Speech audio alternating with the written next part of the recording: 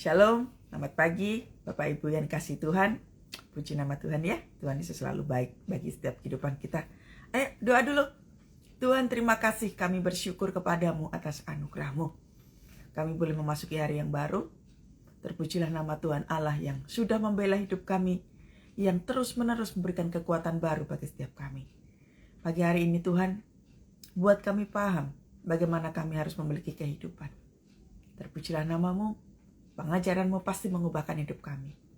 Terima kasih. Dalam nama Tuhan Yesus. Haleluya. Amin. Amin. Wow. Tuhan Yesus dahsyat ya. Buka kitabnya saudara di kitab Matius 19. Ayatnya yang ke-16 sampai 26. Tema kita hari ini adalah syarat masuk surga. Siap? Dengan firman Tuhannya. Ayo kita baca sama-sama. Judul perikopnya di sini adalah orang muda yang kaya.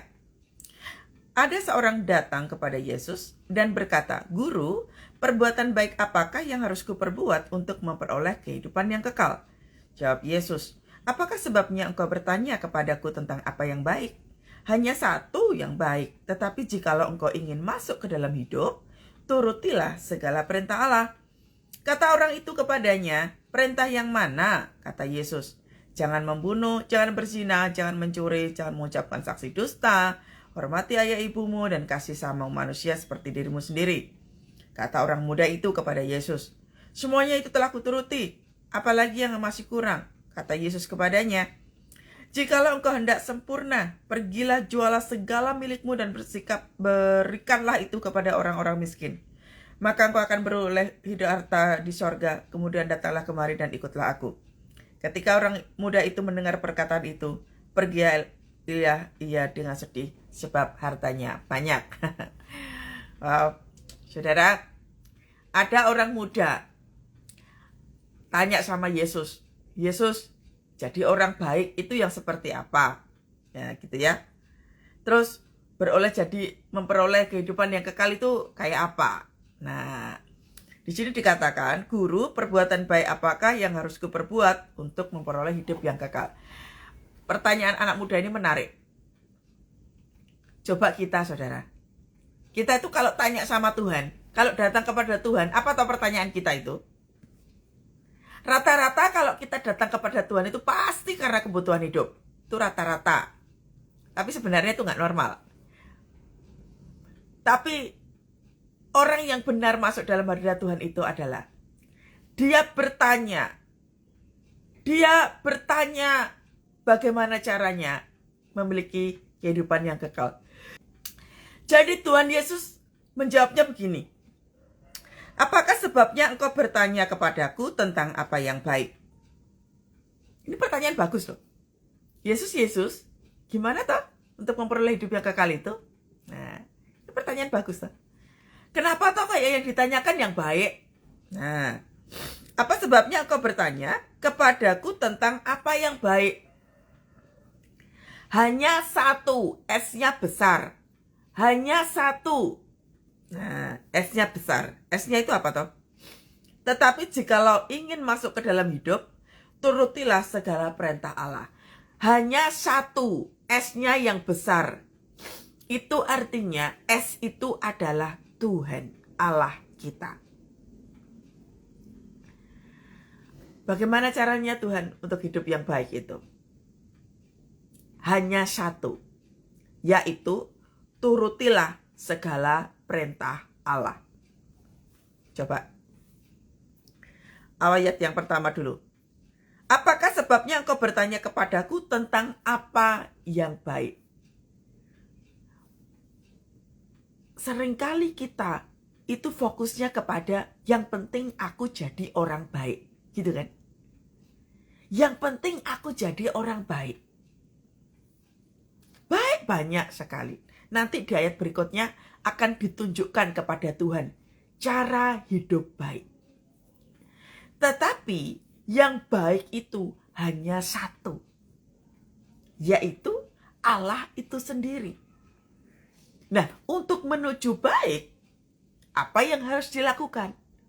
Menuruti segala perintah Allah. Dikatakan segala, bukan pilih-pilih, tapi segala.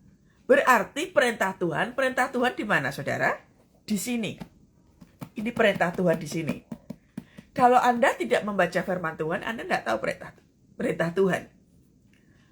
Perintah Tuhan dikatakan apabila engkau menuruti segala. Nggak boleh pilih-pilih. Kalau baca firman Tuhan, nggak boleh pilih-pilih. Saya sukanya yang berkat-berkat saja. Tapi engkau melupakan kutuk. Di kitab Ulangan itu kan ada penjelasan mengenai berkat dan kutuk. Jangan hanya kau pilih yang enak-enak saja. Giliran baca berkat, wah, dahsyat, amin, haleluya, pasti terjadi dalam hidupku, amin, amin. Itu kalau ngomong tentang berkat. Tetapi kalau ngomong tentang kutuk, wah, nanti dulu Tuhan. Kalau itu make sense buat hidup saya, oke lah ya.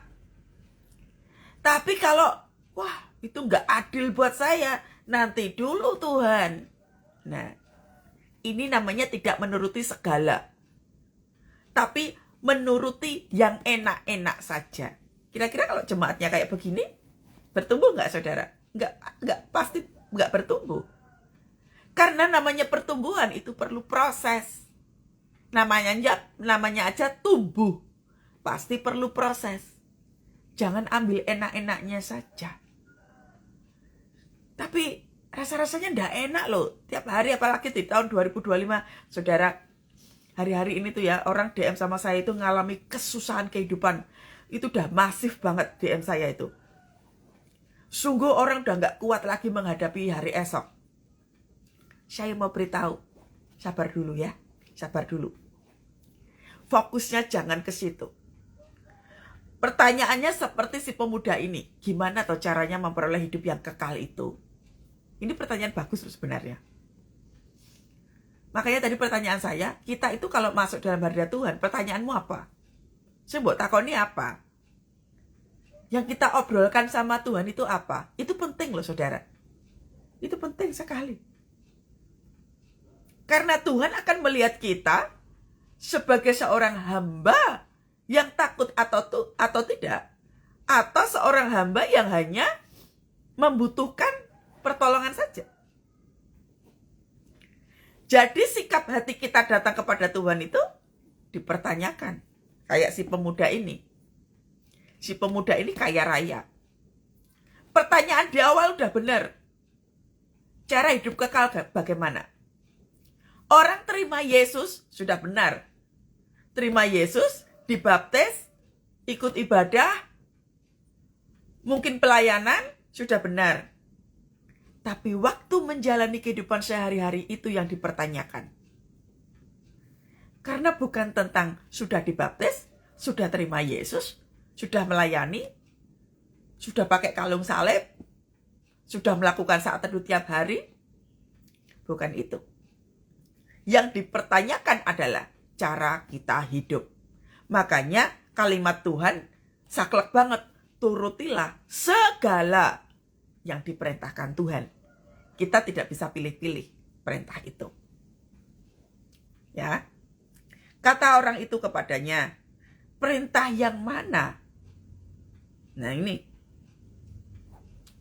Kata Yesus, jangan membunuh, jangan berzinah, jangan mencuri, jangan mengucapkan saksi dusta, hormati ayahmu, ibumu, kasihilah sesamamu, manusia seperti dirimu sendiri. Ini yang dikatakan Yesus ini sebenarnya adalah dasar banget.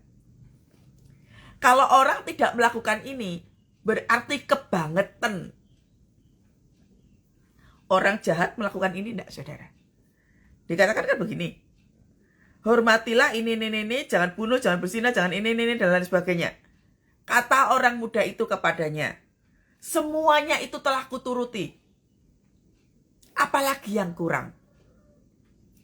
Yang disebutkan Yesus ini umum banget. Hampir-hampir manusia melakukan ini. Kan tadi pertanyaannya, yang baik. Jadi manusia baik itu yang kayak gimana toh Tuhan? Gitu kan? Yang baik itu cuma satu. Yang baik itu cuma satu. Yang Yesus ingin kita lakukan adalah yang benar. bukan yang baik. Karena yang baik itu cuma satu, yaitu Allah. Udah jelas banget itu Allah. Allah tidak melakukan ini, udah pasti. Tapi yang dimau oleh Yesus bukan kita menjadi baik, tapi benar. Loh Bu Keti, apa bedanya baik dan benar itu? Ya beda pakai banget. Orang jahat tahu perbuatan baik, tapi orang jahat tidak ngerti kebenaran. Orang mau jahatnya kayak apapun, kurang ajarnya kayak apapun, dia tetap punya sisi baik. Karena setiap orang tuh punya hati nurani, punya sisi baik. Pembunuh kelas kakap sekalipun dia tahu perbuatan baik. Tapi untuk hidup benar, nah itu yang dipertanyakan. Makanya tadi dikatakan toh, turutilah segala perintah. Segala. Semua yang disebutkan Yesus, jangan membunuh, berzina, dan bla bla bla itu, ini kan kitab Taurat, 10 perintah Allah. Semuanya itu ada dalam firman Tuhan. Makanya tadi saya bilang, kalau kita tidak melakukan semuanya itu, maka kita akan pilih-pilih. Bu Keti kan saya nggak membunuh, Bu Keti. Ya berat. Yang penting nggak ke gereja nggak apa-apa sih. Ya. Tapi yang penting kan saya nggak membunuh. Saya ikut ibadah online aja cukup. Yang penting kan ibadah. Baik sih. Sepertinya. Yang penting kan saya nggak mencuri, Bu Keti. Saya ibadah online. Saya nyumbang orang miskin. Saya melakukan banyak hal kok. Apanya yang salah? Itu baik. Tapi perbuatan sehari-hari itu yang dipertanyakan Tuhan. Bukan tentang apa sumbanganmu. Bukan tentang engkau melakukan apa di sana. Engkau menghormati orang tua. Well, good. Itu memang bagus gitu ya. Gak membunuh. Oh ya pastilah ya. Janganlah ya. Ngeri kali. Mencuri. Bersaksi dusta. What else? Apalagi? Cara kita hidup itu yang dipertanyakan Tuhan. Hari-hari ini tuh banyak sekali orang-orang bertanya-tanya, kenapa masuk 2025 berat sekali beban saya. Masif banget yang DM sama saya itu. Rata-rata kena PHK. Memang hari-hari ini saudara banyak sekali perusahaan-perusahaan tutup. TV-TV besar pun satu persatu tutup. Sebenarnya tergantung respon kita saudara. Karena respon itu penting. Ketika kita menghadapi satu persoalan kehidupan. Mungkin Anda bertanya, Tuhan kenapa toh kok saya kena PHK? Apa toh Tuhan salah kami? Apa toh Tuhan? Kan kami tidak korupsi Tuhan. Apa toh Tuhan salah kami? Kan kami nggak berjudi. Kan kami nggak bunuh orang. Kami nggak selingkuh loh Tuhan. Keluarga saya nggak ada yang selingkuh Tuhan. Kenapa kau biarkan keadaan kami seperti ini? Mungkin pertanyaannya seperti itu ya. Tuhan katakan pagi hari ini, bukan tentang apa yang kau perbuat baik. Tapi selama ini sudah benar belum? Bagaimana cara kita hidup hari-hari ini? Apakah kita sungguh-sungguh mengasihi Tuhan? Apakah sudah cukup bahwa kita terima Yesus, kita dibaptis, yang penting kita sudah ibadah minggu, yang penting tiap hari kami sudah berdoa, nggak tahulah konten doanya seperti apa. Apakah itu cukup, saudara? Hanya satu kalimat yang sering kali diberikan kepada saya untuk disampaikan kepada jemaat. Apakah kalimat itu? Tuhan beberapa hari ini sampaikan kepada saya. Kathy, sampaikan kepada semua orang, termasuk jemaat yang ada di Instagram. Sampaikan kalimat ini.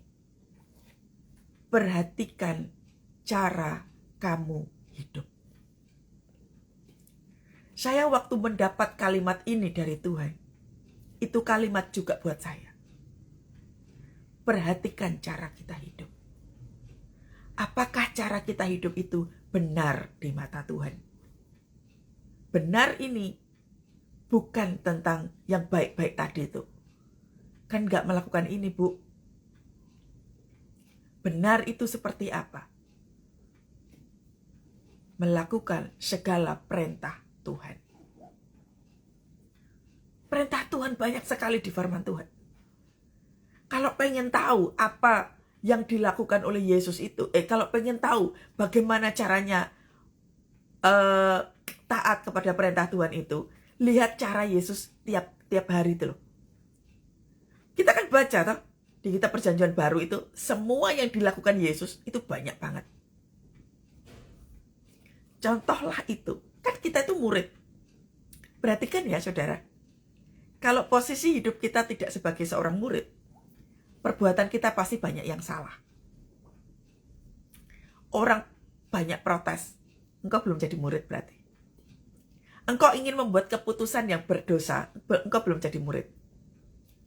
Engkau ingin berhenti untuk gak doa, engkau belum jadi murid. Ketika engkau bersungut-sungut, banyak protes, banyak marah dan lain sebagainya, engkau belum jadi murid.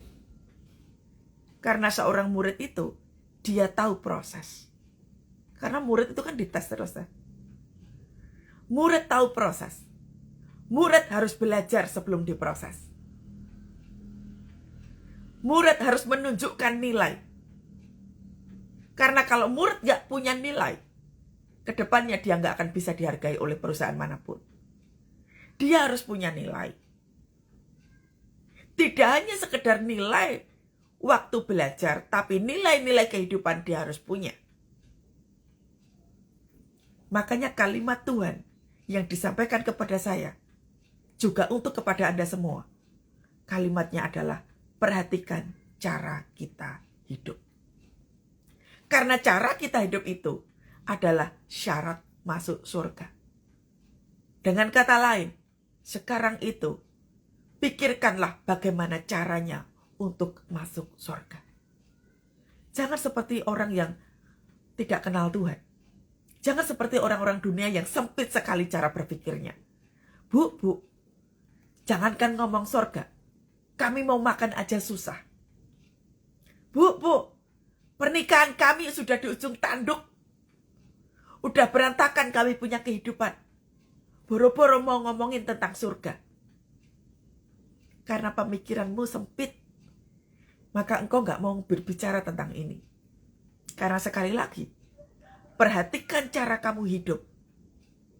Itu dilihat oleh Tuhan. Saya sudah sering sampaikan, hari-hari ini, pemisahan antara gandum dan ilalang, itu jelas banget. Apapun profesinya, termasuk hamba Tuhan juga lagi diproses. Semua orang lagi diproses sama Tuhan. Lagi mengalami satu pemisahan antara gandum dan ilalang. Jadi, pikirkanlah bagaimana cara kita hidup yang benar. Bukan melulu tentang apa yang kami makan. Bagaimana caranya supaya utangku lunas. Kenapa sakit saya gak sembuh-sembuh? Berhentilah untuk berpikir itu. Bukan berarti Tuhan itu gak peduli sama persoalan kita. Bukan itu prioritasnya. Tapi perhatikan cara kita hidup. Kita udah jauh banget dari Tuhan. Kita udah hidup sembrono. Kita udah mikirin diri sendiri. Bahkan kita hari-hari itu gak peduli. Banyak sekali orang hari-hari itu gak punya rasa empati. Gak peduli sama orang lain. Ayo kita berubah sama-sama ya. Yesus, kata orang muda itu kepada Yesus, semuanya itu telah kuturuti, apalagi yang kurang? Baik banget ya anak ini. Tapi yang kurang apa? Kata Yesus kepadanya, jikalau engkau hendak sempurna. Perhatikan. Hendak sempurna. Yesus gak butuh orang baik loh. Karena sekali lagi orang baik banyak. Preman-preman di Jakarta banyak kok yang baik. Tapi malakin orang, apakah itu baik? Mereka juga punya hati nolongin orang. Baik. Tapi malak, ngomong kasar, ngomong jorok, apakah itu baik? Yaudah biarin aja lah Bu. Dosa-dosa yang saya bikin sendiri kok. Kan saya nggak melukai orang. Dosa juga dosa saya sendiri. Kelihatannya benar. Tapi itu salah banget. Dipikir bahwa yang penting kan saya kalau berbuat dosa. Kapan hari itu ada orang konseling sama saya begini. Saya selingkuh. Kan dosa juga dosa saya sendiri. Saya nggak korupsi di kantor kok Bu. Saya selingkuh kan dosa-dosa saya sendiri. Terus apa hubungannya sama orang lain? Kenapa jadi orang lain yang kena imbasnya? Ya jelas. Cara engkau hidup itu, kalau merugikan dirimu sendiri, sok atuh. Tapi kalau engkau berbuat dosa, maka istri dan anak-anakmu kena imbasnya. Ya pastilah, Pak. Jangan konyol. Yesus katakan apa? Jikalau engkau hendak sempurna. Tidak hanya sekedar baik, tapi sempurna. Apa kata Yesus? Pergilah, jualah milikmu, berikanlah itu kepada orang miskin. Maka engkau akan beroleh harta di sorga. Kemudian datanglah kemari dan ikutlah aku. Kira-kira kalau Tuhan suruh kita tuh jual semuanya, sampai kita mungkin gak ada sisa. Terus kemudian kita datang kepada Yesus, Yesus semua sudah kulakukan. Kira-kira mau gak saudara? Saya yakin pasti tidak mau. Kenapa kok Tuhan Yesus itu ngomongnya kayak begini? Karena Yesus sudah tahu isi hati. Kayak tadi tuh. Yang penting kan saya nggak mencuri, saya menghormati bapak ibu saya nggak membunuh orang. Tapi ada berhala dalam hidupmu. Berhalanya si pemuda ini adalah duit. Tuhan tidak mau ada berhala dalam hidup kita. Apakah berhala dalam hidup kita? Kita tidak bisa menyembah pada dua Tuhan. Menyembah Tuhan dan menyembah Mamon tentu tidak bisa. Karena Tuhan adalah Allah yang cemburu. Gak bisa ada Mamon dalam hidup kita.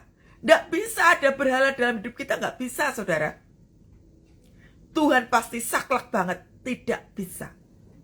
Si pemuda ini penyembah berhala.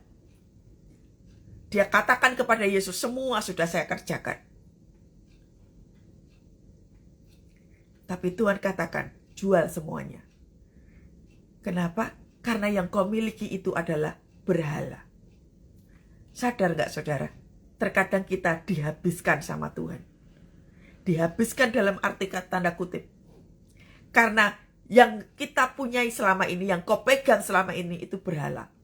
Terkadang diizinkan Tuhan habis. Terkadang diizinkan Tuhan ditipu orang. Terkadang diizinkan Tuhan supaya itu tidak tinggal di rumah kita. Dijualin satu persatu. Karena cara mendapatkan kekayaannya gak benar.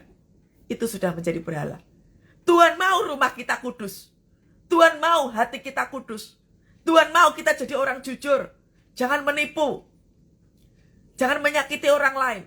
Tuhan mau rumah kita itu, waktu kita nyembah Tuhan, waktu kita mengagungkan Tuhan, Tuhan mau hanya ada Roh Kudus dalam rumah tangga kita.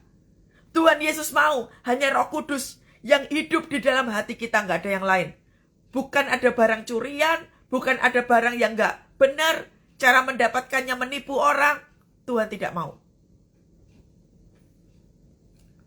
Makanya terkadang dihabiskan supaya ada kekudusan. Si pemuda ini diminta sama Tuhan, jual semua yang ada. Karena apa? Tuhan mau kita punya hati yang murni. Jangan mencoba untuk jadi tenar. Jangan coba untuk menjadi orang yang sombong. Oh, aku pengen kaya di kompleks saya. Saya pengen bangun satu kemegahan yang besar. Tuhan tidak ingin kita itu jadi flexing. pamer kekayaan, pamer posisi pekerjaan, kita menjadi sombong, kita menjadi angkuh. Tuhan mau kita menjadi kudus di hadapan Tuhan. Jadi sudah tahu ya, masuk surga itu jauh lebih penting. Pikirkanlah itu. Terkadang semua diizinkan Tuhan habis, karena besar kemungkinan cara mendapatkannya Tuhan tidak berkenan. Atau yang kedua, kita sudah jauh daripada Tuhan. Tuhan izinkan badai itu datang, supaya kita apa? Mendekat kepada Tuhan. Badai itu diizinkan Tuhan terjadi supaya apa? Supaya hidup kita semakin hari semakin melekat kepada Tuhan. Pikirkanlah kerajaan sorga itu. Ketika orang muda itu mendengar perkataan itu, pergilah ia dengan sedih, sebab banyak hartanya. Yesus berkata kepada murid-muridnya, "Aku berkata kepadamu, sesungguhnya sukar sekali seorang kaya yang masuk dalam kerajaan sorga. Sekali lagi, aku berkata kepadamu, lebih mudah seekor unta masuk melalui lubang jarum daripada seorang kaya masuk dalam kerajaan Allah." Banyak sekali orang membanggakan kekayaannya. Karena tadi itu loh, yang penting saya nyumbang gereja, yang penting saya menyumbang untuk orang-orang jalanan. Tapi mereka tidak berpikir bahwa Tuhan melihat cara hidup sehari-hari. Bukan sumbangannya. Yang kurindukan adalah penyembah, bukan persembahan. Tuhan butuh penyembah. Penyembah itu kitanya. Bukan berapa banyak sumbangannya. Tuhan gak butuh itu loh. Yang Tuhan butuhkan adalah penyembah, bukan persembahan. Kitanya. Cara kita hidup sehari-hari itu yang Tuhan rindukan. Pertobatan. Ayo sama-sama hidup dalam pertobatan. Engkau mengalami kesusahan semakin susah, hiduplah dalam pertobatan. Karena keadaan kita sudah gak baik di waktu-waktu sebelumnya. Cara kita hidup sudah gak baik. Cara kita berpikir, cara kita ngomong, cara kita berperilaku sudah tidak baik. Sudah kembali kepada kasih mula-mulanya Tuhan. Gak ada jalan lain, saudara. Karena selain daripada itu, mamon itu Tuhan sudah tidak mau. Ini kan si pemuda ini karena dia menyembah berhala. Tuhan mau Anda dan saya juga tidak ada berhala dalam hidup kita. Jangan takut miskin. Jangan takut gak dikenal sama orang. Jangan takut dengan semuanya itu. Tuhan mau ada kekudusan dalam kehidupan kita. Amin. Ya, ayo pikirkanlah apa yang paling penting dalam hidup kita. Menjadi benar di hadapan Tuhan. Amin. Ayo kita doa sama-sama. Tuhan Yesus, kami bersyukur. Buat pagi hari ini kau tegur kami. Supaya kami berpikir. Supaya kami memutuskan. Bagaimana kami hidup benar di mata Tuhan. Ampuni kami ya Tuhan. Selama ini kami hanya mengejar kekayaan. Kami mengejar hidup enak. Kami pengen tenar. Kami pingin supaya kami nampak sukses. Tapi yang kami lakukan jauh dari standar Tuhan. Sekarang kami tahu bahwa standar Tuhan adalah kudus. Buanglah segala mamon dalam hidup kami. Ampuni kami yang menyembah berhala dalam hidup kami. Kami terlalu takut untuk hidup miskin. Kami terlalu takut kehilangan banyak hal. Biarlah yang kami hadirkan bukan kerajaan hidup kami, tapi kerajaan Allah yang ada pada kami. Terima kasih Tuhan teguran-Mu pagi hari ini. Kami mau bertobat. Kami minta ampun Tuhan. Kami mau bertobat. Kami banyak salah. Sekarang apapun yang sudah hilang, ya sudah. Apapun yang sudah dicuri, ya sudah. Kami mau kembali kepada kasih mula-mula-Mu. Bahwa kami mendekat kepadamu. Tolong kami untuk hidup benar. Biarkan kami hanya fokus menyenangkan hati Tuhan. Terima kasih. Saudara, yang ikut live ini, Tuhan ingatkan kepada kita semua. Jangan bingung dengan hidupmu. Fokuslah pada satu hal yang benar, menyenangkan hati Tuhan. Saya tahu ada begitu banyak yang sedang kebingungan hari-hari ini. Engkau udah kepepet, kau udah kepojok banget. Tapi Tuhan Yesus ingatkan pagi hari ini. Roh Kudus ingatkan kepada saya pagi hari ini. Ayo bertobat, kasih pada mula-mulanya Tuhan. Bangun kembali. Gak mungkin Tuhan tinggalkan engkau. pertolongan pasti ada. Tapi mari sama-sama kita hidup benar di mata Tuhan. Amin. Dan terimalah berkat pada Allah Bapa, Putra, dan Roh Kudus menyertai kita semua pagi hari ini. Segala hal yang kami pergumulkan, waktu kami melakukan usaha, ada berkat Tuhan turun. Diberkati anak-anakmu yang ikut live 100 orang ini Tuhan. Engkau memberkati, Engkau memberikan kekuatan baru, Engkau memberikan damai, sejahtera, Engkau memberikan sukacita bagi setiap kami. Pagi hari ini dan sampai selama-lamanya, Tuhan menyertai hidup kami. Tuhan memberkati keluarga kami. Tuhan memberkati langkah kami. Perkenanan Tuhan turun bagi setiap kami. Dalam nama Tuhan Yesus. Haleluya. Amin. Wow, Tuhan Yesus dahsyat saudara. Terima kasih. Ayo jadi pribadi yang kuat. Pasti kita bisa melewati proses. Kita pasti bisa lewati setiap tahap demi tahap. Jangan takut kata Tuhan. Ya, sampai ketemu besok pagi. Shalom semuanya.